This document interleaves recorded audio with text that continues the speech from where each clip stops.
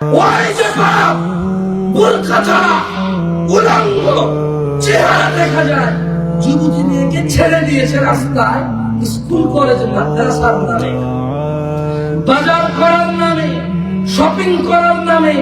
ওই যে ভাই, ওই যে বাবা, ওই যে স্বামী তার বাচ্চাকে, তার বোনকে, তার স্ত্রীকে ছেড়ে দিয়েছে উলঙ্গ। মুস্তাফা আলাইহিস সালাম বলছেন, সালাসাতুন, তিন ব্যক্তি লা ইয়াদখুলুনাল জান্নাতা আবাদা, কোনদিন কোশ্চিন কালেও কোন ইবাদতের বিনিময়ে জান্নাতে যাবে না।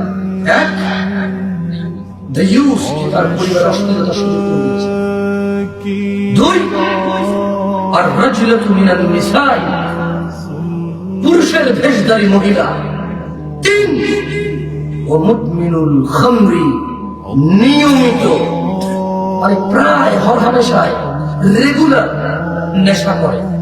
এই তিন ব্যক্তি পৃথিবীর কোন ইবাদত, পৃথিবীর কোন আমল কি দিবে, কোরবান দিবে, এই অবস্থায় যদি মারা যায় যে সে দায়ুস, জান্নাতে যাবে না। এই অবস্থায় যদি মারা যায় যে সে নারী অথচ পুরুষ দেশে, জান্নাতে যাবে না। এই অবস্থায় যদি মারা যায় সে নেশাখোর, জান্নাতে যাবে না।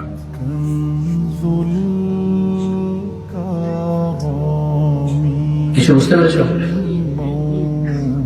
বলো তো কেন দাঁড়িয়ে গেল? কি, কাকে দেখাও?